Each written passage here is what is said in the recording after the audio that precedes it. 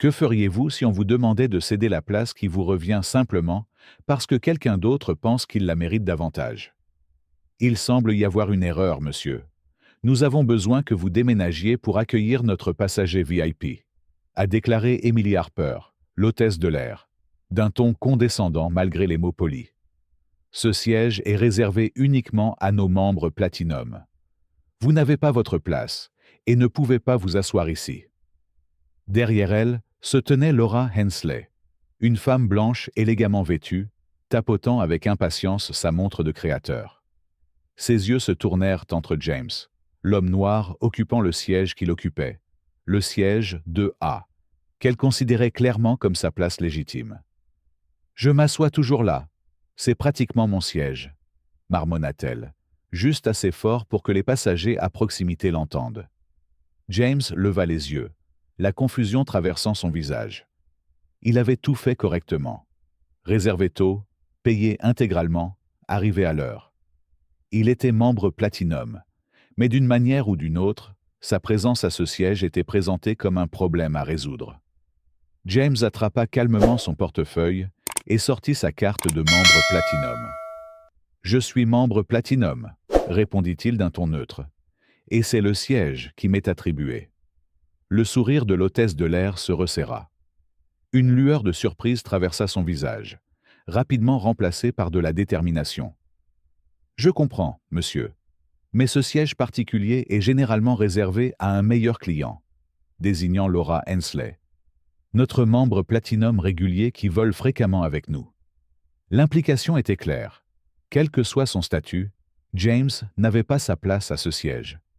Les passagers ont commencé à le remarquer. Les téléphones ont lentement émergé. Les chuchotements commencèrent. Ce que l'équipage de conduite ne savait pas, c'est que ce simple acte de discrimination allait tout changer dans les prochaines heures. Pas seulement pour eux, mais pour toute la compagnie aérienne, car la personne qu'ils avaient sous-estimée tenait son destin entre ses mains. Cette histoire est un puissant rappel de la façon dont un moment d'injustice peut déclencher une révolution. Avez-vous déjà été victime d'un traitement injuste à cause de qui vous êtes? Aimez, partagez et abonnez-vous pour rejoindre la lutte pour l'équité. Et commentez « Équité ci-dessous » pour montrer que vous défendez la justice. James n'était pas n'importe quel passager. À 42 ans, il était le fondateur et PDG de Right Tech Solutions, une société d'IA de 2,8 milliards de dollars spécialisée dans la technologie du service client. Son logiciel a aidé les entreprises à identifier et à éliminer les préjugés dans leurs interactions avec les clients, ce qui est ironique compte tenu de ce qui allait se passer. Mais l'histoire de James a commencé bien avant son succès. Ayant grandi dans le sud de Chicago, il a appris à coder en autodidacte à seulement 11 ans sur un ordinateur d'occasion. Pendant que d'autres enfants jouaient à des jeux vidéo, James les construisait, créant des programmes simples qui finissaient par évoluer en algorithmes complexes. Son chemin n'a pas été facile. Quand James avait 16 ans, son père a été tué dans une attaque qui a secoué sa communauté. Debout sur la tombe de son père, le jeune James a fait une promesse qui définira sa vie. Amener les gens à se considérer avant tout comme des êtres humains. Cette promesse a alimenté 2 décennies de travail acharné. En démarrant son entreprise dans un petit appartement, James codait 18 heures par jour, tout en effectuant des petits boulots pour payer son loyer. Plus tôt dans la journée, à l'aéroport, des caméras de sécurité ont filmé James, aidant une femme âgée aux prises avec ses bagages, l'aidant patiemment à trouver sa porte d'embarquement.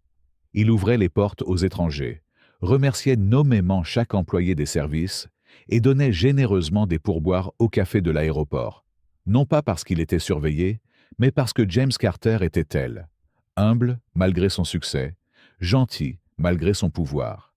Il était maintenant en voyage pour prononcer le discours d'ouverture de la conférence mondiale sur l'éthique et la technologie. Alors que James s'installait dans son siège de première classe, un siège qu'il avait spécifiquement choisi pour l'espace pour ses jambes afin de pouvoir travailler pendant le vol, il a choisi de voyager avec Skylux Airlines parce que c'était la quintessence du voyage aérien de luxe, où les billets de première classe coûtaient plus que le loyer mensuel de certaines personnes. Leurs membres Platinum ont bénéficié de serviettes chauffantes, d'un service de champagne et de sièges inclinables en lit double. Mais derrière cet extérieur soigné, Skylux tentait désespérément de se moderniser. Leur système de réservation était obsolète, leur service client avait chuté, et ils recherchaient avec impatience un partenariat avec une grande entreprise technologique pour révolutionner leurs opérations. Ils avaient vraiment besoin de cet accord. Ce que l'équipage de Skylux n'a pas réalisé, c'est que, assis dans le siège 2A, se trouvait le PDG de la société même, dont ils espéraient qu'elle les sauverait. L'hôtesse de l'air Emily Harper travaillait chez Skylux depuis 8 ans. Elle était fière de connaître les préférences des passagers réguliers de première classe. Elle veillait toujours à ce que Laura Hensley obtienne son siège préféré, le 2A, celui actuellement occupé par James. Emily avait des factures à payer et savait que les généreux pourboires de Laura l'aidaient à rembourser son hypothèque chaque mois. « Monsieur, nous avons un membre Platinum qui siège toujours à ce siège particulier, » dit Emily en se penchant vers James. « Cela vous dérangerait-il de changer de place en classe ?» Son ton était poli, mais contenait une attente sous-jacente, du genre à supposer que la conformité était la seule réponse acceptable. James leva les yeux de sa tablette, momentanément confus. Il attrapa sa carte d'embarquement et la montra à Emily. « Je suis désolé, mais c'est le siège qui m'est assigné, » expliqua-t-il calmement. « Je suis également membre Platinum. » Laura Hensley se tenait dans l'allée, ne essayant pas de cacher son agacement. Les autres passagers pouvaient clairement l'entendre lorsqu'elle disait « Je suis toujours assise là sur cet itinéraire. C'est pratiquement mon siège. » La situation devenait rapidement inconfortable. Plusieurs passagers regardèrent maintenant l'interaction se dérouler. Emily déplaça son poids d'un pied sur l'autre, regardant nerveusement James et Laura. « Monsieur, peut-être seriez-vous plus à l'aise dans une autre section ?» suggéra Emily, son implication étant claire. Elle ne lui offrait pas un autre siège en première classe. James resta calme. « Non, merci, » répondit-il fermement. « J'ai choisi ce siège spécifiquement pour l'espace pour les jambes, car je dois travailler pendant le vol. » Le sourire d'Emily se resserra. Elle hocha sèchement la tête et se dirigea vers l'avant de la cabine, où elle jetait de temps en temps un coup d'œil à James. Ce qui s'est passé ensuite a été filmé secrètement par un passager de l'autre côté de l'allée. Laura s'avança, apparemment pour mettre son sac dans un compartiment supérieur. Ce faisant, elle glissa une pile de notes pliées dans la poche d'Emily, avec une discrétion exercée. « J'apprécie votre aide dans cette situation, » murmura Laura, juste assez fort pour que les passagers à proximité l'entendent. Le visage d'Emily rougit lorsqu'elle accepta l'argent. À ce moment-là, une simple dispute pour s'asseoir s'est transformée en quelque chose de bien plus sinistre. Un pot de vin visant à discriminer un passager en fonction de son apparence. L'atmosphère dans la cabine de première classe avait changé. Brandon, le superviseur de cabine, s'est approché du siège de James avec le pas confiant de quelqu'un habitué à ce que son autorité soit incontestée. Sa posture était rigide, son expression figée dans ce qu'il croyait probablement être du professionnalisme. « Monsieur, nous avons besoin que vous vous déplaciez pour accueillir notre passager VIP, » annonça Brandon, suffisamment fort pour que les passagers à proximité l'entendent. Son ton montrait clairement qu'il ne s'agissait pas d'une demande, mais d'un ordre. James leva à nouveau les yeux de sa tablette, son expression calme, mais ses yeux révélant une familiarité lasse avec de telles rencontres. « J'ai montré ma carte d'embarquement et mon statut platine, » répondit James d'un ton neutre. « C'est mon siège assigné. » Le visage de Brandon se crispa. Un muscle se contracta près de sa mâchoire, alors qu'il se penchait légèrement, sa voix prenant un ton condescendant qui fit bouger inconfortablement plusieurs passagers à proximité dans leur siège. « Peut-être ne savez-vous pas comment les choses fonctionnent dans cette compagnie aérienne, » a déclaré Brandon, soulignant chaque mot comme s'il s'adressait à un enfant. « Nous accueillons des clients dignes qui ont des préférences spécifiques. À présent, la confrontation avait attiré l'attention de presque tout le monde dans la cabine de première classe.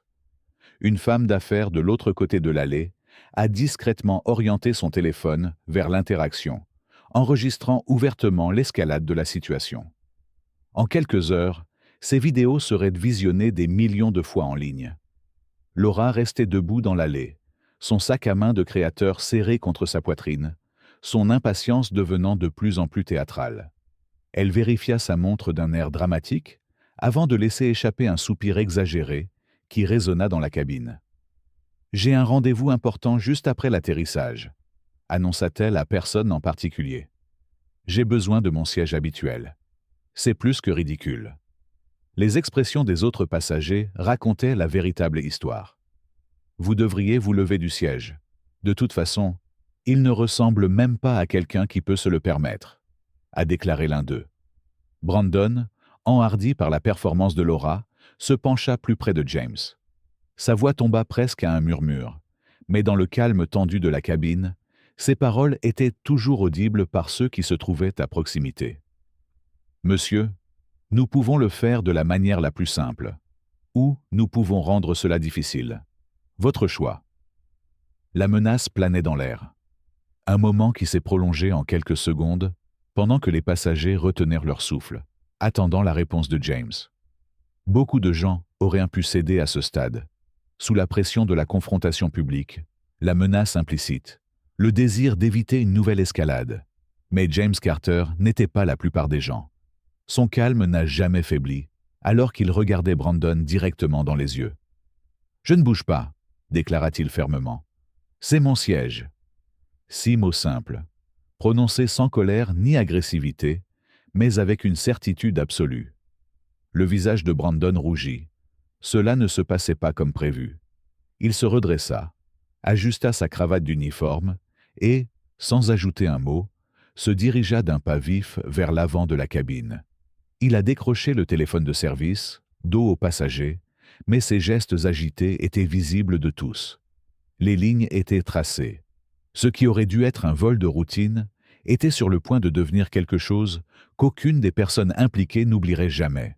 Si cette injustice vous fait bouillir le sang, appuyez sur le bouton « J'aime », partagez cette histoire et abonnez-vous pour lutter contre la discrimination. Commentez « Équité » ci-dessous pour montrer que vous exigez l'équité pour tous. La tension dans la cabine était palpable, alors que Brandon parlait d'urgence dans le téléphone de service. Les passagers échangèrent des regards, certains tapant furieusement sur leur téléphone, d'autres observant avec un intérêt non dissimulé. James avait recommencé à revoir sa présentation, son extérieur calme, ne révélant rien de ce qui avait dû se passer dans son esprit. 5 minutes se sont écoulées avant que la porte du cockpit ne s'ouvre. Le capitaine Robert Mitchell est apparu, son visage buriné dans un masque professionnel, alors qu'il suivait Brandon dans l'allée.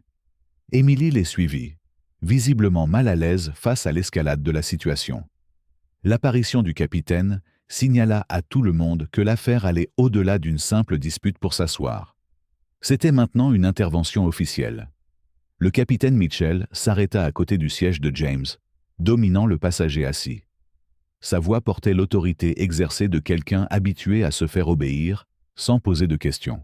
« Monsieur, je comprends qu'il y a une situation », commença le capitaine, d'un ton mesuré mais ferme. « Mon équipage a le pouvoir d'attribuer les sièges nécessaires pour le confort et la commodité de tous les passagers. » James leva les yeux vers les 3 employés de la compagnie aérienne qui se tenaient maintenant au-dessus de lui.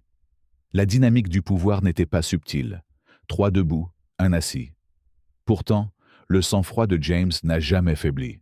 « Capitaine, avec tout le respect, » répondit James, la voix ferme. « J'ai une attribution de siège confirmée et un statut platinum. J'ai sélectionné ce siège spécifique pour l'espace pour les jambes dont j'ai besoin pour travailler pendant le vol. Il n'y a aucune politique qui m'oblige à céder mon siège attribué à un autre passager qui le préfère simplement. » À présent, la confrontation avait attiré l'attention de presque tout le monde dans la cabine de première classe. Une femme d'affaires de l'autre côté de l'allée a discrètement orienté son téléphone vers l'interaction, enregistrant ouvertement l'escalade de la situation. En quelques heures, ces vidéos seraient visionnées des millions de fois en ligne. Laura restait debout dans l'allée, son sac à main de créateur serré contre sa poitrine, son impatience devenant de plus en plus théâtrale. Elle vérifia sa montre d'un air dramatique, avant de laisser échapper un soupir exagéré qui résonna dans la cabine. « J'ai un rendez-vous important juste après l'atterrissage », annonça-t-elle à personne en particulier. « J'ai besoin de mon siège habituel. » C'est plus que ridicule. Les expressions des autres passagers racontaient la véritable histoire. « Vous devriez vous lever du siège. De toute façon, il ne ressemble même pas à quelqu'un qui peut se le permettre », a déclaré l'un d'eux. Brandon, enhardi par la performance de Laura, se pencha plus près de James. Sa voix tomba presque à un murmure, mais dans le calme tendu de la cabine, ses paroles étaient toujours audibles par ceux qui se trouvaient à proximité. « Monsieur, nous pouvons le faire de la manière la plus simple, ou nous pouvons rendre cela difficile. Votre choix. » La menace planait dans l'air. Un moment qui s'est prolongé en quelques secondes, pendant que les passagers retenaient leur souffle, attendant la réponse de James. Beaucoup de gens auraient pu céder à ce stade, sous la pression de la confrontation publique, la menace implicite, le désir d'éviter une nouvelle escalade. Mais James Carter n'était pas la plupart des gens. Son calme n'a jamais faibli, alors qu'il regardait Brandon directement dans les yeux. « Je ne bouge pas », déclara-t-il fermement. « C'est mon siège. » 6 mots simples, prononcés sans colère ni agressivité, mais avec une certitude absolue. Le visage de Brandon rougit. Cela ne se passait pas comme prévu. Il se redressa, ajusta sa cravate d'uniforme et, sans ajouter un mot, se dirigea d'un pas vif vers l'avant de la cabine. Il a décroché le téléphone de service, dos aux passagers, mais ses gestes agités étaient visibles de tous. Les lignes étaient tracées. Ce qui aurait dû être un vol de routine était sur le point de devenir quelque chose qu'aucune des personnes impliquées n'oublierait jamais. Si cette injustice vous fait bouillir le sang, appuyez sur le bouton j'aime, partagez cette histoire et abonnez-vous pour lutter contre la discrimination. Commentez « Équité » ci-dessous pour montrer que vous exigez l'équité pour tous. La tension dans la cabine était palpable, alors que Brandon parlait d'urgence dans le téléphone de service. Les passagers échangèrent des regards, certains tapant furieusement sur leur téléphone, d'autres observant avec un intérêt non dissimulé. James avait recommencé à revoir sa présentation, son extérieur calme, ne révélant rien de ce qui avait dû se passer dans son esprit. 5 minutes se sont écoulées avant que la porte du cockpit ne s'ouvre. Le capitaine Robert Mitchell est apparu, son visage buriné dans un masque professionnel, alors qu'il suivait Brandon dans l'allée. Emily les suivit, visiblement mal à l'aise face à l'escalade de la situation. L'apparition du capitaine signala à tout le monde que l'affaire allait au-delà d'une simple dispute pour s'asseoir. C'était maintenant une intervention officielle. Le capitaine Mitchell s'arrêta à côté du siège de James, dominant le passager assis. Sa voix portait l'autorité exercée de quelqu'un habitué à se faire obéir, sans poser de questions. « Monsieur, je comprends qu'il y a une situation », commença le capitaine, d'un ton mesuré mais ferme. « Mon équipage a le pouvoir d'attribuer les sièges nécessaires pour le confort et la commodité de tous les passagers. » James leva les yeux vers les 3 employés de la compagnie aérienne qui se tenaient maintenant au-dessus de lui. La dynamique du pouvoir n'était pas subtile. 3 debout, 1 assis. Pourtant, le sang-froid de James n'a jamais faibli. « Capitaine, avec tout le respect, » répondit James, la voix ferme. « J'ai une attribution de siège confirmée et un statut platinum. J'ai sélectionné ce siège spécifique pour l'espace pour les jambes dont j'ai besoin pour travailler pendant le vol. Il n'y a aucune politique qui m'oblige à céder mon siège attribué à un autre passager qui le préfère simplement. » Les lèvres de Brandon se retroussèrent en ce qui ne pouvait être décrit que comme un sourire narquois, l'expression de quelqu'un qui croyait détenir toutes les cartes. « Monsieur, si vous continuez à ne pas coopérer, » intervint Brandon, « nous n'aurons d'autre choix que de vous expulser du vol. » La menace tomba comme un coup physique. Les sourcils de James se haussèrent légèrement, le premier signe de véritable surprise qu'il avait montré tout au long de la confrontation. « Menacez-vous de me retirer parce que je ne renoncerai pas au siège que j'ai payé ?» demanda-t-il, sa voix reflétant l'incrédulité. La question restait en suspens, ses implications impossibles à ignorer. Quelle justification pourrait-il y avoir pour expulser un passager qui occupait simplement le siège qui lui était assigné. Avant que le capitaine ne puisse répondre, la voix de Laura coupa la tension. « C'est ridicule !» s'est-elle exclamée, sa voix s'élevant de façon spectaculaire. « Ma connexion va me manquer. Je n'ai jamais été aussi maltraité au cours de toutes mes années de vol. » L'ironie de sa plainte n'a pas échappé aux autres passagers, dont plusieurs ont échangé des regards incrédules. Le capitaine Mitchell, sentant peut-être que la situation dégénérait au-delà de ce qu'il avait prévu, a adopté une position plus autoritaire. « C'est votre dernier avertissement », déclara-t-il fermement. « Changez de siège, ou nous appellerons la sécurité. » C'est à ce moment que James fouilla lentement dans la poche de sa veste et en sortit son téléphone. Avec des mouvements délibérés, il a ouvert son application appareil photo et a commencé à enregistrer. « Je veux être clair sur ce qui se passe ici », a déclaré calmement James, son téléphone capturant la scène. « Je suis menacé d'être expulsé de ce vol parce que je ne céderai pas le siège qui m'a été attribué à un autre passager qui le souhaite. » Le visage de Brandon se tordit de colère. Il attrapa le téléphone de James, son sang-froid complètement abandonné. « L'enregistrement n'est pas autorisé », a-t-il claqué, sa main dangereusement proche de saisir la propriété de James. James a retiré son téléphone, juste hors de portée. En fait, aucune loi fédérale n'interdit l'enregistrement à bord d'un avion, à moins que cela n'interfère avec les tâches de l'équipage. Je documente simplement cette interaction pour ma propre protection. Les connaissances juridiques ont pris Brandon au dépourvu. Il retira sa main, mais son expression s'assombrit encore davantage. « Qu'auriez-vous fait si vous aviez été à la place de James ? Allez-vous abandonner votre siège ou rester sur vos positions ? Aimez, partagez et abonnez-vous pour soutenir des histoires de justice. Et commentez et quittez, ci-dessous, pour rejoindre le mouvement pour l'égalité. » Le bruit suivant qui résonna dans la cabine fut celui des pas lourds de 2 agents de sécurité de l'aéroport montant à bord de l'avion.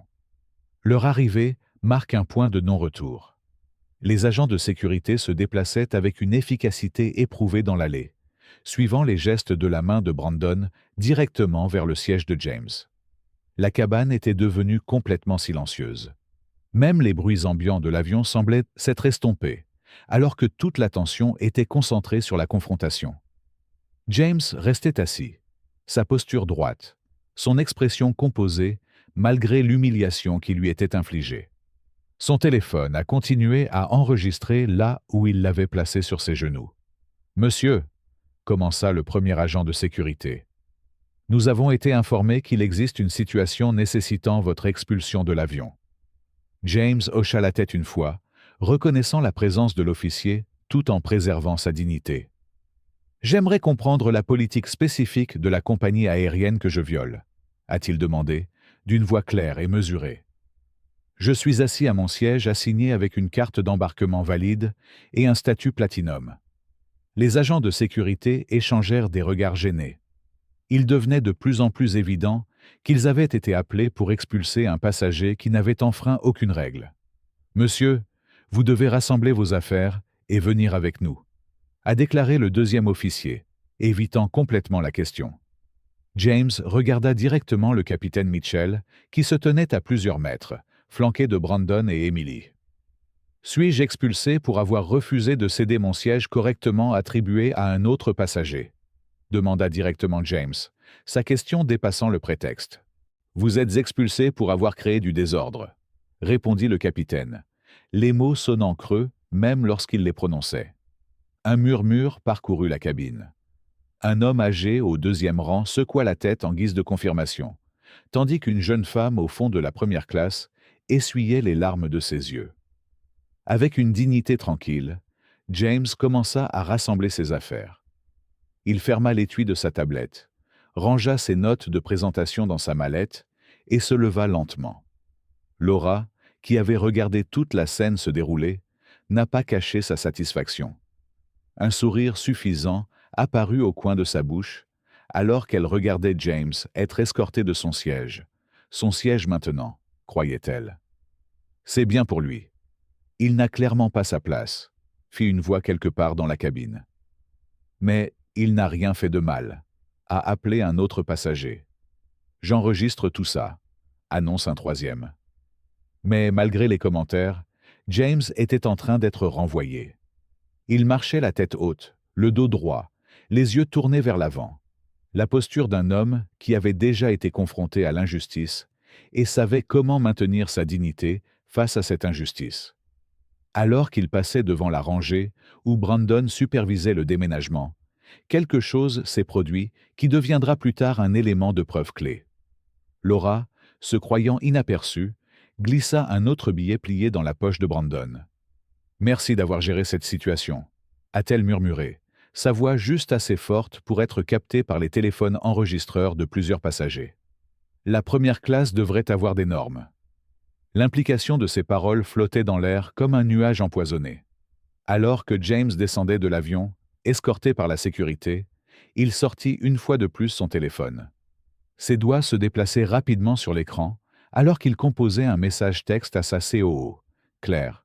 « J'ai été retiré de l'avion, mais ils ont choisi la mauvaise personne à humilier. » Alors que la plupart des gens seraient troublés, embarrassés ou enragés après une telle expérience, James faisait preuve du sang-froid contrôlé de quelqu'un qui avait déjà navigué dans ces eaux. « Lisa, c'est James. J'ai besoin que tu rassembles l'équipe juridique immédiatement, » dit-il dans son téléphone, d'une voix basse mais ferme. « Je viens d'être expulsé d'un vol Skilux, dans ce qui semble être un cas d'école de traitement discriminatoire. » Les agents de sécurité qui l'avaient escorté hors de l'avion s'attardaient à proximité, leur certitude initiale se dissolvant en une prise de conscience inconfortable. Un officier examinait le rapport d'incident sur sa tablette, son expression devenant de plus en plus troublée à mesure qu'il parcourait les détails. « Monsieur », dit finalement l'officier en s'approchant de James avec hésitation. « Je pense qu'il y a peut-être eu un malentendu. Le rapport indique que vous étiez perturbateur, mais les longues déclarations des témoins ne corroborent pas cela. » James baissa son téléphone pendant un moment, son regard fixe alors qu'il s'adressait à l'officier. « Il y a effectivement eu un malentendu, » a-t-il répondu, « mais pas de ma part. J'étais assis à mon siège assigné avec une carte d'embarquement valide lorsqu'on m'a demandé de bouger pour répondre aux préférences d'un autre passager. Lorsque j'ai refusé, j'ai été expulsé de force. » L'officier se déplaça inconfortablement, jetant un coup d'œil à son partenaire, qui reculait déjà devant la situation. Ils savaient tous les deux qu'ils avaient été utilisés pour faire respecter quelque chose qui n'avait rien à voir avec les protocoles de sécurité ou de sûreté. « Nous nous excusons pour la gêne occasionnée, monsieur », proposa faiblement l'officier, avant de suivre son partenaire dans une retraite précipitée.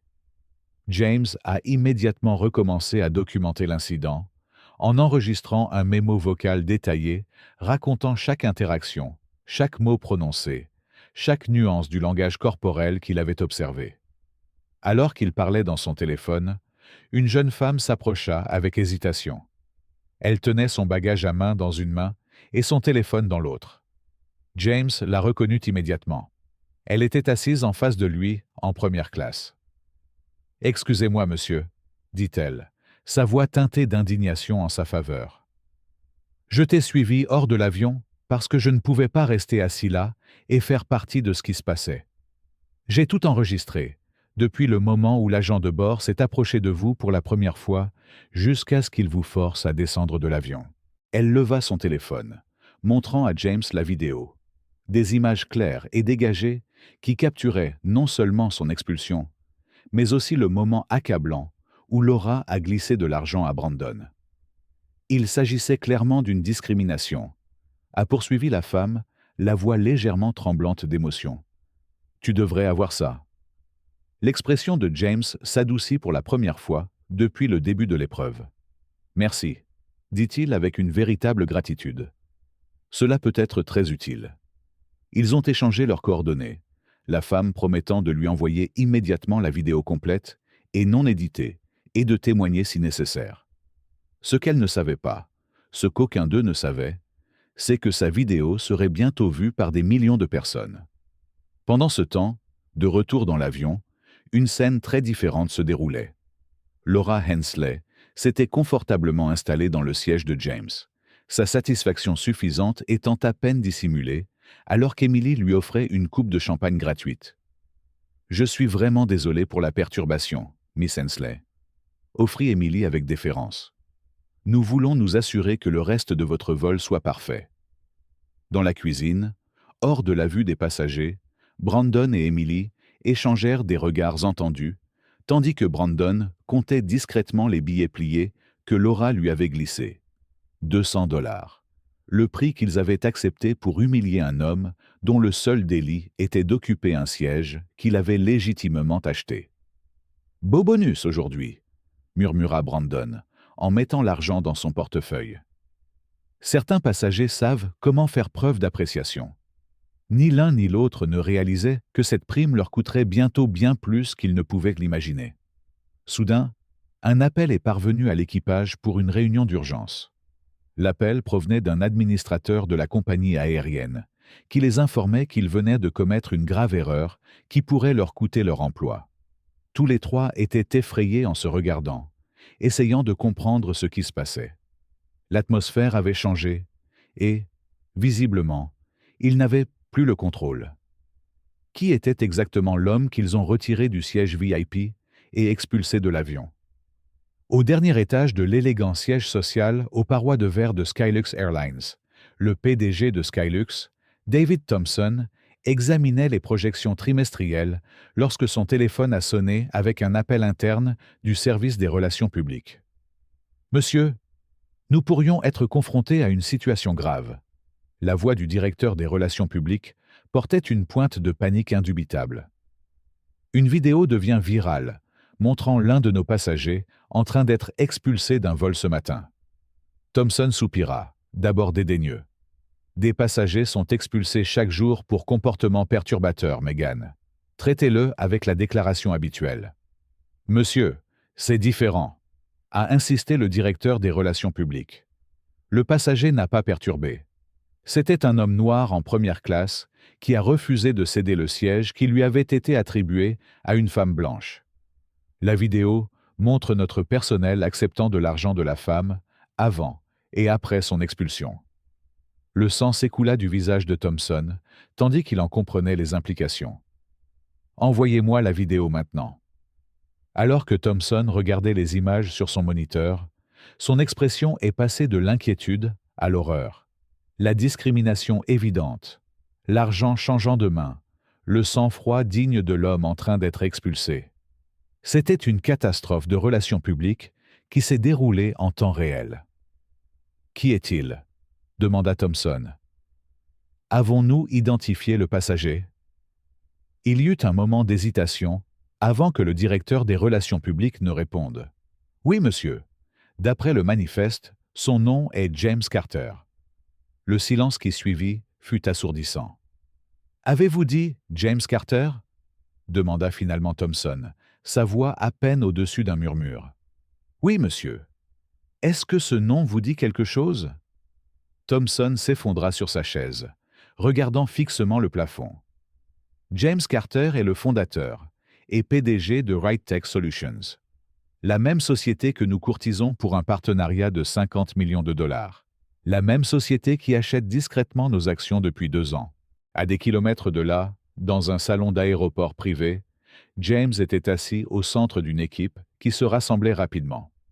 Sa directrice des opérations, Claire Morgan, était arrivée moins de 20 minutes après son message, emmenant avec elle leur conseillère juridique, en chef et responsable des communications d'entreprise.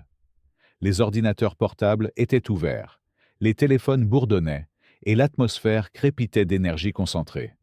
La vidéo a déjà atteint 2 millions de vues, a rapporté la directrice de la communication en tournant son écran pour montrer les chiffres en rapide augmentation. Les principaux médias s'en emparent maintenant. Claire et James échangèrent un regard significatif, qui parlait d'années d'expérience partagée et de compréhension mutuelle. Ils ne savent pas que nous étions déjà en train d'évaluer leur culture d'entreprise pour le partenariat, a déclaré Claire, son ton reflétant l'amère ironie de la situation. Je suppose qu'ils nous ont juste donné leur identité authentique, sans se rendre compte qui regardait. Au siège de Skylux, l'équipe des réseaux sociaux était en pleine crise. Les écrans montraient la situation qui s'envenimait rapidement. Skylux discrimination était une tendance à l'échelle nationale. Le nombre de vues de la vidéo a dépassé les 5 millions, et les célébrités ont commencé à amplifier l'histoire auprès de leurs millions de followers. Thomson était maintenant entouré de son équipe de direction, leurs visages sombres alors qu'ils évaluaient les dégâts. « Monsieur !» l'interrompit son assistant, téléphone en main. « J'ai le bureau de James Carter en ligne. Vous pouvez donc demander à lui parler directement. » La pièce devint silencieuse. Thomson prit une profonde inspiration avant d'accepter l'appel sur haut-parleur. « Monsieur Carter !» commença-t-il, la voix tendue par une cordialité forcée. « Je tiens à vous présenter nos plus sincères excuses pour l'incident inexcusable qui s'est produit ce matin. »« Attendez !» interrompit le directeur financier, qui fouillait frénétiquement les dossiers. « Le James Carter ? Le PDG de la technologie ?» Thomson hocha la tête d'un air sombre, alors que la voix de James traversait le haut-parleur, calme et mesurée. « Monsieur Thomson, j'apprécie votre volonté de me parler directement. Comme vous le savez peut-être, ma société détient environ 25% des actions de Skylux Airlines, une participation majoritaire lorsqu'elle est combinée avec nos partenaires stratégiques. » Les dirigeants échangèrent des regards paniqués, prenant enfin conscience de toute l'ampleur de la situation. « Je veux convoquer immédiatement une assemblée générale d'urgence des actionnaires », a poursuivi James, son ton ne laissant aucune place à la négociation. Les événements d'aujourd'hui ont soulevé de sérieuses inquiétudes quant à la culture d'entreprise de Skylux et à son engagement en faveur d'un traitement éthique de tous les passagers. Une réunion d'urgence du conseil d'administration a été convoquée avec une urgence sans précédent. Les membres du conseil d'administration avaient tout abandonné pour y assister, certains toujours en tenue de golf, d'autres s'étant clairement précipités pour quitter les événements familiaux. La tension dans la pièce était suffocante, tandis qu'ils attendaient l'arrivée de celui qui tenait désormais leur destin entre ses mains. Lorsque James Carter entra finalement, l'effet fut immédiat et électrique. Les conversations cessèrent au milieu d'une phrase. Toutes les têtes se tournèrent. Malgré tout ce qu'il avait vécu ce jour-là, James se comportait avec la confiance tranquille d'un homme qui savait exactement qui il était et ce qu'il valait. Il portait le même costume qu'il portait lorsqu'il était descendu de l'avion, un rappel subtil mais puissant des événements de la journée. Derrière lui marchait son équipe de direction, Claire Morgan, leur conseillère juridique, et deux autres dont la présence s'avérera plus tard cruciale pour la transformation qui allait s'amorcer. Alors que James prenait place, Thomson utilisa une télécommande pour tamiser les lumières et activer l'écran géant situé à l'avant de la pièce. La vidéo a commencé à être diffusée, limpide et dévastatrice dans ses implications. Chaque instant a été capturé, la confrontation initiale, la condescendance de Brandon, les faibles justifications du capitaine et, le plus accablant de tous, l'argent changeant de main avant et après le renvoi de James. À la fin de la séquence, la pièce est restée silencieuse pendant 30 secondes. Plusieurs membres du conseil d'administration ne pouvaient pas maintenir un contact visuel avec James. Thomson s'éclaircit la gorge, le visage cendré alors qu'il se tournait pour s'adresser directement à James. « Monsieur Carter, nous souhaitons exprimer nos plus sincères excuses pour le traitement inexcusable que vous avez subi aujourd'hui. Ce comportement ne reflète pas les valeurs de Skylux Airlines. Et nous, les excuses ne m'intéressent pas, » interrompit James, sa voix calme mais résolue.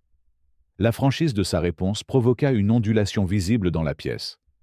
Les membres du conseil d'administration se déplaçaient inconfortablement dans leurs fauteuils en cuir, soudain conscients que le contrôle standard des dommages en entreprise ne suffirait pas. « En tant que votre plus grand actionnaire individuel, » a poursuivi James, « j'ai une demande et une décision. Premièrement, tous les membres du personnel impliqué sont immédiatement licenciés. Deuxièmement, j'annule le contrat proposé entre mon entreprise technologique et cette compagnie aérienne. » Thomson jeta un coup d'œil nerveux aux membres du conseil d'administration avant de répondre. « Monsieur Carter, Même si nous comprenons votre frustration, peut-être pourrions-nous envisager des suspensions à la place? Certains de ces employés sont dans l'entreprise depuis de nombreuses années, et nos accords syndicaux, ce n'est pas négociable, a déclaré James, posant ses mains à plat sur la table. C'est une question de responsabilité. Sinon, je retirerai mon investissement et le contrat de 50 millions de dollars que nous envisagions. Les implications étaient lourdes en suspens. Une chute des stocks de 25% sur le marché serait catastrophique. La perte du contrat de modernisation de 50 millions de dollars leur laisserait des années de retard sur leurs concurrents. Comme par hasard, les portes de la salle de conférence s'ouvrirent en grand. Un jeune analyste financier s'est précipité, apparemment venu d'un autre étage. Il tendit une tablette vers Thompson, oubliant tous les protocoles de l'étiquette de la salle de réunion dans son urgence. « Monsieur, la nouvelle de l'incident affecte déjà le cours de nos actions, » annonça-t-il à bout de souffle. « Nous sommes en baisse de 12% et continuons à baisser. Les analystes de marché prédisent une baisse possible de 30% d'ici la clôture, si nous ne prenons pas de mesures décisives. » Thompson regarda la tablette, puis James et vice-versa, la réalité de sa situation devenant douloureusement claire. Il ne s'agissait plus seulement d'un incident. Il s'agissait de la survie même de la compagnie aérienne. La compagnie aérienne disparaîtrait sans James, car tous les autres investisseurs retireraient également leurs actions s'ils partaient, ce qui les mettrait en faillite. L'homme même qu'ils avaient retiré de l'avion tenait désormais entre ses mains le sort de la compagnie aérienne. 3 étages en dessous de la salle de conférence, dans une salle de conférence stérile et dépourvue de luxe, Brandon, Emily et le capitaine Mitchell étaient assis dans un silence inconfortable. Ils avaient été convoqués sans explication, même si les chuchotements grandissants dans l'entreprise leur avaient donné des raisons de s'inquiéter. Le directeur des ressources humaines entre dans les locaux à 16h30, accompagné du conseiller juridique de l'entreprise et de 2 agents de sécurité qui se positionnent discrètement près de la porte. La présence d'agents de sécurité n'était pas une procédure standard pour les évaluations de performance ou même les réunions disciplinaires. Cela signalait quelque chose de bien plus grave. « Je vais être direct », a commencé le directeur des ressources humaines en posant 3 dossiers identiques sur la table. « Votre emploi chez Skylux Airlines prend fin, avec effet immédiat. » Cette déclaration a eu l'effet d'un coup dur. La main d'Emily se porta à sa bouche, étouffant un halètement. Le visage de Brandon se tordit d'indignation. Le capitaine Mitchell a simplement fermé les yeux, son visage buriné paraissant soudainement plus âgé de plusieurs décennies. « Nous sommes désolés. » Brandon fut le premier à se remettre, sa voix s'élevant à chaque mot. « Nous ne faisions que suivre la procédure. Ce passager était difficile et perturbait le processus d'embarquement. » L'expression de la directrice des ressources humaines resta impassible, alors qu'elle ouvrait son ordinateur portable et le tournait vers eux. La vidéo, désormais virale, a commencé à être diffusée. La condescendance de Brandon parfaitement capturée. Le malaise d'Emily évident. L'abdication de responsabilité du capitaine Claire aux yeux de tous. Mais c'est ce qui s'est passé ensuite qui a fait perdre toute couleur au visage de Brandon. Les images montraient clairement l'aura glissant de l'argent dans sa poche, ses paroles sur le maintien des normes étant audibles malgré sa tentative de parler doucement. Accepter de l'argent d'un passager constituait-il une discrimination à l'égard d'un autre passager? A demandé la directrice des ressources humaines, son ton indiquant clairement qu'il n'y avait pas de réponse acceptable. Emily s'effondre, les larmes coulant sur son visage. « Nous avons commis une terrible erreur, » a-t-elle admis, sa voix à peine au-dessus d'un murmure.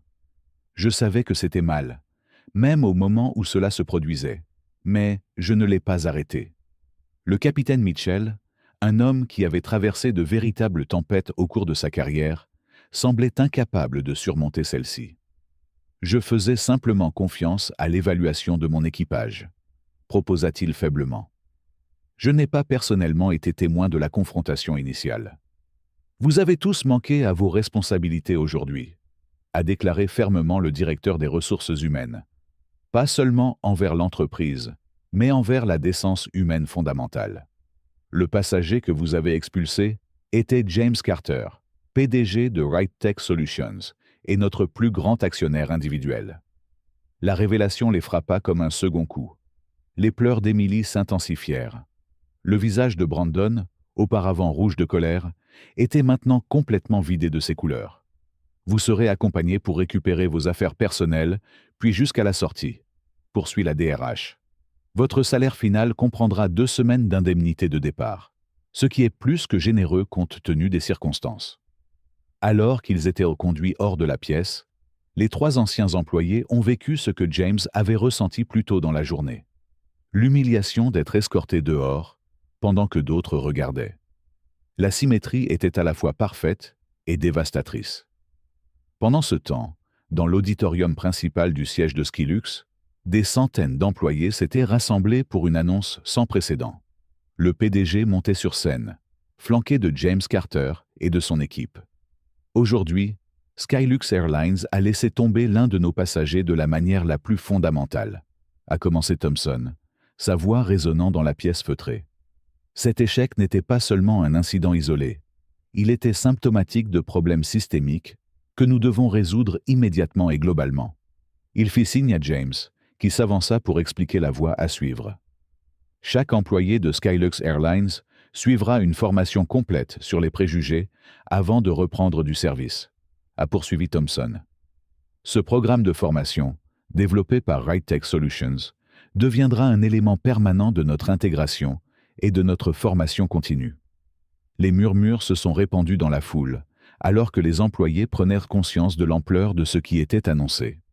Un programme de formation, à l'échelle de l'entreprise, coûterait des millions et perturberait considérablement les opérations. James s'est adressé directement aux employés rassemblés, sa voix portant à la fois le poids de son expérience personnelle et de son autorité professionnelle. Il ne s'agit pas seulement de punir les personnes impliquées, a-t-il expliqué. Il s'agit de transformer toute votre culture. Ce qui s'est passé aujourd'hui n'était pas seulement mauvais parce que j'étais actionnaire. Cela aurait été tout aussi mauvais si j'avais été enseignant, médecin ou étudiant rentrant chez lui. Les employés écoutaient en silence. Beaucoup hochèrent la tête en signe d'accord. D'autres baissaient les yeux avec un embarras partagé face à ce qui avait été fait au nom de leur entreprise. À partir de demain, a annoncé le PDG dans le dernier moment fort de la réunion, Skylux Airlines mettra en place une interdiction de formation obligatoire à l'échelle de l'entreprise. Chaque vol, chaque itinéraire, chaque service sera suspendu pendant 48 heures, pendant que l'ensemble de notre personnel participe à la première phase de ce programme. Les halètements étaient audibles dans tout l'auditorium. Dans un secteur où les minutes de retard coûtent des milliers de dollars, un arrêt complet de 48 heures était sans précédent. Cela coûterait des millions à la compagnie aérienne, mais le message que cela enverrait sur son engagement en faveur du changement était inestimable.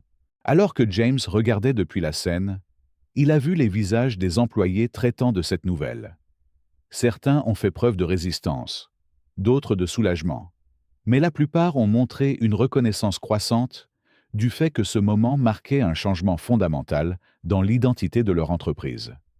Dans les semaines qui ont suivi l'incident, Skylux Airlines a connu la transformation la plus complète de ses 30 ans d'histoire. Les salles de conférence à travers le pays ont été transformées en centres de formation. Les horaires de vol ont été modifiés pour garantir que chaque employé, des bagagistes au PDG lui-même, participe au programme obligatoire. La formation n'était pas l'exercice standard de cases à cocher en entreprise que les employés avaient pris l'habitude d'ignorer.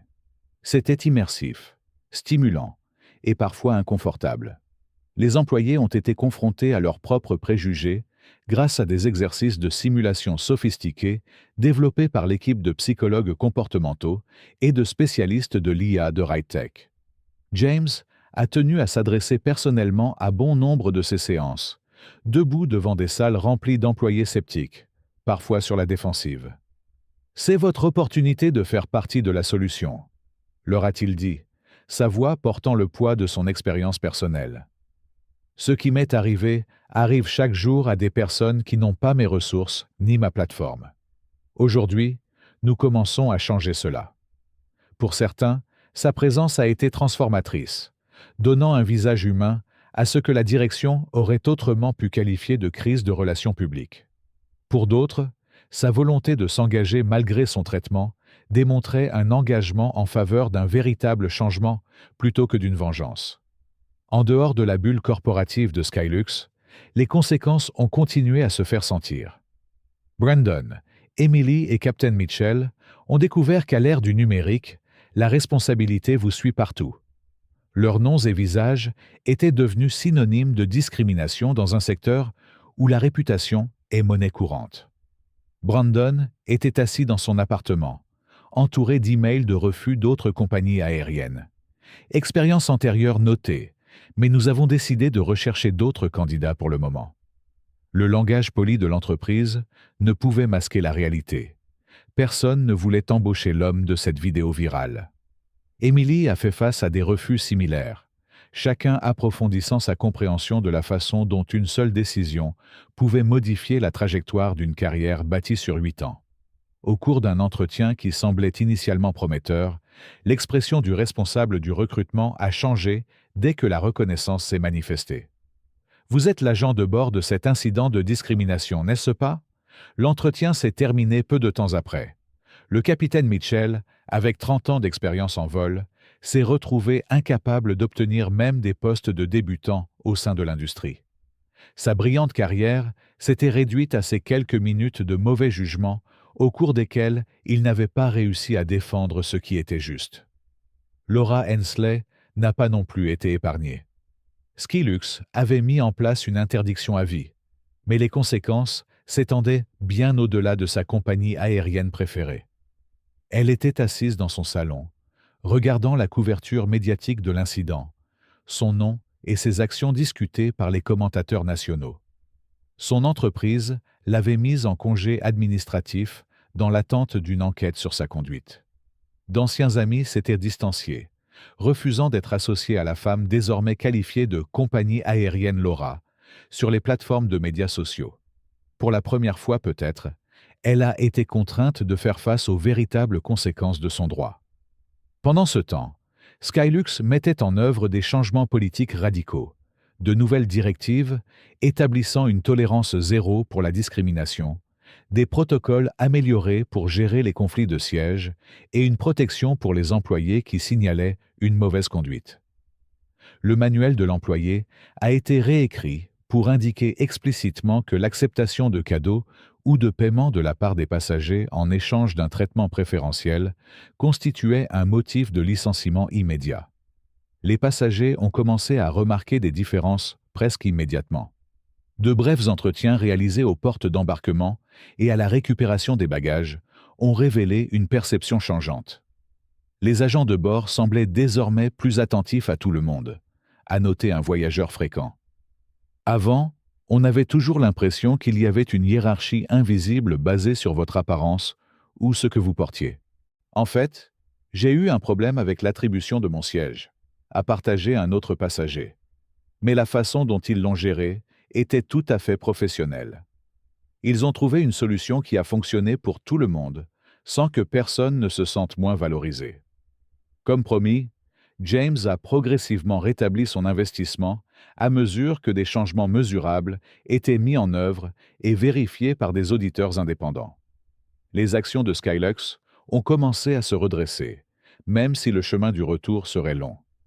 Les pratiques d'embauche de l'entreprise ont subi une refonte complète, avec des initiatives de diversité qui sont allées au-delà des mesures superficielles pour aborder les questions fondamentales d'inclusion et de représentation. La transformation n'a pas été parfaite ni immédiate. Un véritable changement ne l'est jamais. Mais chaque semaine qui passait, Skylux devenait la société qu'elle avait toujours prétendu être dans ses publicités. Une société où tout le monde était vraiment traité comme des rois. 6 mois après l'incident qui a failli détruire Skylux Airlines, la compagnie n'était pas seulement en train de survivre, c'était prospère. Le nombre de passagers s'est non seulement redressé, mais a augmenté de 12%. Les scores de satisfaction des employés ont atteint un niveau record. La culture toxique, qui couvait sous la surface depuis des années, avait été exposée à la lumière et était enfin en train de guérir. Le développement le plus surprenant s'est produit un mardi matin pluvieux, lorsque James Carter a annoncé une nouvelle initiative par l'intermédiaire de sa fondation. Le programme de la deuxième chance, conçu spécifiquement pour les personnes qui avaient perdu leur emploi en raison d'incidents de préjugés. Le programme offrait une réadaptation complète, une formation et un chemin de retour vers l'emploi. La responsabilité ne signifie pas une punition permanente, a expliqué James lors de la conférence de presse de lancement du programme. Cela signifie gagner le chemin du retour. Nous ne pouvons pas construire une société plus juste si nous ne créons pas des voies pour ceux qui ont reconnu leurs erreurs et fait le travail pour changer. Parmi les premiers participants au programme figuraient Brandon, Emily et le capitaine Mitchell. Le voyage n'a été facile pour aucun d'entre eux. Le programme les obligeait à se confronter à des vérités inconfortables sur eux-mêmes, à comprendre l'impact de leurs actions, non seulement sur James, mais sur d'innombrables autres personnes qui ont subi un traitement similaire sans avoir le pouvoir de riposter. Brandon, qui s'était montré initialement le plus résistant, a connu la transformation la plus profonde. Lors de séances de groupe, il a parlé de son enfance dans un foyer où le racisme occasionnel était la norme, et du fait de ne jamais remettre en question les préjugés dont il avait hérité, jusqu'à ce qu'il lui coûte tout. Je ne me suis jamais considéré comme ayant des préjugés, a-t-il admis lors d'une séance particulièrement puissante. Je pensais que parce que je n'utilisais pas d'insultes et ne détestais explicitement personne, j'étais l'un des bons. Cette expérience m'a montré comment les préjugés fonctionnent, même lorsque nous ne les reconnaissons pas en nous-mêmes. Le parcours d'Emily s'est concentré sur le courage moral, la volonté de s'exprimer, même si cela peut vous coûter cher. Je savais que ce qui se passait n'était pas bien, a-t-elle expliqué, mais j'avais peur de perdre mon emploi si je défiais Brandon ou le capitaine. Maintenant, je comprends que mon silence me rendait complice. Le capitaine Mitchell, le plus âgé des trois, a peut-être eu le chemin le plus difficile. Des décennies de croyances qu'il avait traité tout le monde équitablement ont été remises en question par ses actions ce jour-là. J'ai fait confiance aux mauvaises choses, a-t-il réfléchi. J'ai fait confiance à la hiérarchie et à l'humanité. Je passerai le reste de ma carrière à y remédier. Avec les certificats du programme en main, Brandon et Emily ont commencé à postuler pour des postes de débutants dans différentes compagnies aériennes. Leur candidature incluait désormais leur histoire, non pas comme excuse, mais comme contexte de la croissance qu'ils avaient connue. Les certificats n'ont pas effacé leurs actions passées, mais ils ont démontré un engagement en faveur du changement que certains employeurs ont trouvé convaincant. Emily a été la première à obtenir un poste, non pas comme hôtesse de l'air, mais comme membre de l'équipe au sol chez un transporteur régional. Le salaire était inférieur à la moitié de ce qu'elle avait gagné chez Skylux. Les horaires étaient plus longs et le travail était physiquement exigeant, mais c'était une seconde chance qu'elle avait autrefois cru impossible. Brandon a suivi 1 mois plus tard, commençant dans la manutention des bagages dans une autre compagnie aérienne. Le capitaine Mitchell, compte tenu de son âge et de son expérience, a dû emprunter un chemin différent. Il n'a plus voulu faire de vols commerciaux, mais a trouvé un but dans l'enseignement dans le cadre du programme de la deuxième chance, aidant les autres à comprendre les conséquences des types de décisions qu'il avait prises. Skylux lui-même a été transformé. Des auditeurs indépendants ont confirmé ce que les passagers avaient déjà remarqué. La compagnie aérienne est désormais en tête du secteur en termes de satisfaction de la clientèle, tous segments démographiques confondus. Pour la première fois, les passagers noirs, hispaniques et moyen-orientaux ont signalé des expériences de service égales ou meilleures que celles des passagers blancs. Une mesure qui aurait dû être la norme, mais qui n'a jamais été atteinte dans l'industrie. Lors d'une réunion privée au siège de Skylux, James s'est assis en face du PDG David Thompson, examinant le rapport d'avancement semestriel. « Vous avez montré un réel changement », a reconnu James en fermant le dossier contenant les dernières mesures. Cela mérite d'être reconnu. Thompson hocha la tête, le poids des mois précédents étant évident dans les nouvelles rides sur son visage. Cela n'a pas été facile, a-t-il admis, mais cela a été nécessaire. Ce qui vous est arrivé ce jour-là nous a obligés à affronter des problèmes que nous ignorions depuis des années. C'est souvent ainsi que le changement se produit, a répondu James. Non pas par le confort, mais par la confrontation. Les deux hommes se sont levés et se sont serrés la main. Non plus adversaires, ni tout à fait amis, mais partenaires dans une transformation qui changeait non seulement une compagnie aérienne, mais établissait une nouvelle norme pour toute une industrie. Parfois, la justice n'est pas une question de punition. Parfois, c'est une question de progrès. L'histoire de James Carter, un homme injustement démis de son siège légitime sur un vol Skylux Airlines, n'est pas simplement l'histoire d'un triomphe individuel, mais un commentaire profond sur la fragilité de l'équité dans notre monde moderne. D'un point de vue français, profondément enraciné dans les idéaux révolutionnaires de liberté, égalité, fraternité, liberté, égalité, fraternité, ce récit résonne comme un appel à confronter les préjugés systémiques et à défendre la responsabilité collective. Le prisme culturel français valorise la cohésion sociale et l'impératif moral de faire respecter la justice, non seulement pour quelques privilégiés, mais pour tous les membres de la société. L'expérience de James, marquée par la dignité face à la discrimination, offre des leçons qui transcendent les limites d'une cabine d'avion, nous invitant à réfléchir sur notre rôle dans la promotion de l'égalité et de l'empathie dans notre vie quotidienne. À la base, l'histoire de James expose la nature insidieuse des préjugés qui se cachent souvent derrière des sourires polis et des excuses procédurales. Les actions de l'équipage de conduite, motivées par des hypothèses sur l'apparence de James plutôt que sur ses références, reflètent les discriminations subtiles qui imprègnent les interactions quotidiennes. En France, où l'héritage des penseurs des Lumières comme Voltaire et Rousseau souligne l'importance de la raison sur les préjugés, cet incident rappelle que les préjugés peuvent miner même les systèmes les plus structurés. L'affirmation sereine de ces droits par James, malgré la pression croissante, incarne l'idéal français de raison, l'utilisation de la pensée rationnelle pour contester l'injustice. Pour nous, cela se traduit par une leçon pratique. Nous devons remettre en question le traitement injuste, qu'il soit dirigé contre nous-mêmes ou contre les autres, avec sang-froid et clarté. Sur nos lieux de travail, dans nos écoles ou dans nos communautés, nous pouvons imiter James en refusant d'accepter la discrimination comme étant la façon dont les choses se passent, et en défendant plutôt l'équité avec une détermination inébranlable. De plus, l'histoire met en évidence le pouvoir de l'action individuelle dans un cadre collectif, un concept profondément chéri dans la culture française. James, en tant que PDG de RightTech Solutions, aurait pu se replier sur son indignation personnelle, mais il a choisi de tirer parti de son influence pour exiger un changement systémique. Sa décision de convoquer une assemblée générale d'urgence et d'annuler un contrat lucratif reflète un engagement à fraternité. L'idée que le véritable progrès nécessite un effort collectif. En France, où des mouvements sociaux comme les manifestations étudiantes de 1968 ou les récentes Gilets jaunes, les manifestations mettent l'accent sur l'action communautaire. L'approche de James nous enseigne que nos voix individuelles gagnent en force lorsqu'elles s'alignent sur un objectif commun.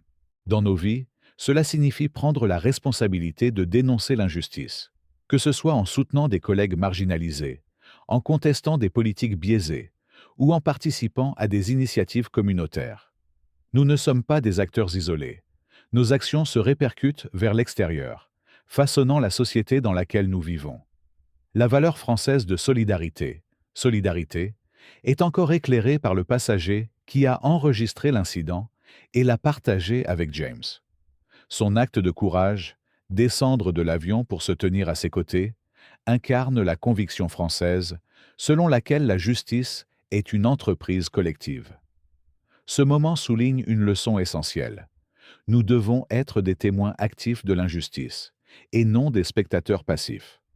Dans un contexte français, où les manifestations publiques et les pétitions sont des expressions courantes de solidarité, cela se traduit par des actions quotidiennes, comme documenter des pratiques déloyales, soutenir les victimes de discrimination ou amplifier leurs récits. Par exemple, Dans nos cercles sociaux, nous pouvons utiliser nos plateformes, qu'il s'agisse d'une discussion de groupe, d'un blog ou d'un compte de réseau social, pour mettre en évidence les inégalités et rallier les autres à agir. La solidarité n'est pas seulement un grand geste. Ce sont les petits choix cohérents que nous faisons pour être aux côtés de ceux qui sont lésés. La création par James du programme de la deuxième chance offre une autre leçon profonde, qui correspond à l'appréciation française pour la rédemption et la réintégration sociale. En France, le système judiciaire privilégie souvent la réhabilitation plutôt que la punition, reflétant une croyance dans le potentiel de transformation personnelle. En offrant à Brandon, Emily et au capitaine Mitchell un chemin vers la responsabilité et la croissance, James démontre que la justice n'est pas une question de rétribution, mais de promotion du changement. Cela nous apprend à aborder les conflits dans un esprit de restauration, plutôt que de vengeance. Dans nos vies, nous pouvons appliquer cela en donnant aux autres l'opportunité d'apprendre de leurs erreurs. Qu'il s'agisse de pardonner à un ami qui a parlé de manière imprudente, ou d'encadrer un collègue qui a commis une erreur.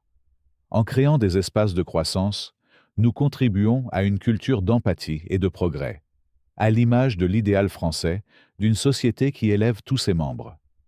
La transformation de Skylux Airlines, motivée par les exigences de James, souligne le respect des Français pour la réforme systémique. Dans un pays où les grèves et les débats publics poussent souvent à un changement institutionnel, la refonte de la compagnie aérienne, complétée par une formation sur les préjugés et des révisions politiques, reflète l'insistance française à aligner les systèmes sur les principes éthiques. Cette leçon est essentielle pour nos vies. Nous devons plaider en faveur de changements structurels dans nos institutions, des écoles aux lieux de travail, pour garantir qu'elles reflètent les valeurs d'égalité et de respect.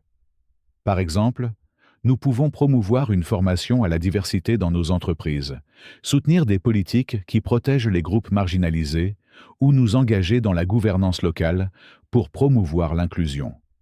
Le changement commence par les individus, mais est soutenu par des systèmes qui incarnent nos idéaux collectifs. Enfin, l'histoire de James nous enseigne l'importance de la résilience face à l'adversité, une qualité qui fait écho au concept français de résistance, pas seulement en temps de guerre, mais dans les luttes quotidiennes contre l'injustice. Sa dignité inébranlable, même lorsqu'il a été escorté hors de l'avion, reflète une force que nous pouvons tous cultiver. Dans nos vies, cela signifie maintenir notre intégrité face à un traitement injuste, qu'il s'agisse d'une microagression au travail ou d'une barrière sociétale. En répondant avec grâce et détermination, nous préservons non seulement notre estime de soi, mais nous incitons également les autres à faire de même. La résilience n'est pas une endurance passive, c'est un engagement actif envers nos valeurs, quel qu'en soit le prix. En appliquant ces leçons, nous devons adopter l'éthos français de fiançailles, une participation active au monde qui nous entoure. L'histoire de James est un appel à l'action, nous exhortant à affronter les préjugés, à faire preuve de solidarité, à rechercher la rédemption, à exiger un changement systémique et à rester résilient. Dans notre vie quotidienne, cela peut signifier contester une remarque discriminatoire lors d'une réunion de famille, faire du bénévolat auprès d'organisations qui promeuvent l'égalité ou nous renseigner sur les inégalités systémiques. Chaque action, aussi petite soit-elle, contribue à une société plus juste, reflétant la conviction française selon laquelle le progrès est une responsabilité partagée. En réfléchissant à cette histoire, je me souviens des mots de Victor Hugo. Rien n'est plus puissant qu'une idée dont l'heure est venue. L'expérience de James Carter est cette idée. Une vision d'un monde où l'équité triomphe des préjugés. Portons cette vision dans nos vies, en transformant nos communautés avec le même courage et la même conviction. Ce faisant, nous honorons les idéaux français d'égalité et de fraternité, en construisant un avenir où chacun est traité avec la dignité qu'il mérite. Cette histoire du combat de James Carter pour la justice nous rappelle avec force que le changement commence avec nous. Si son courage vous incite à lutter contre l'injustice, frappez-le comme bouton, partagez cette vidéo avec tes amis et s'abonner sur notre chaîne pour plus d'histoires qui suscitent le changement. Baisse Équité dans les commentaires ci-dessous pour montrer que vous faites partie de ce mouvement pour l'équité. Ensemble, faisons de l'égalité plus qu'un simple mot. Faisons-en une réalité.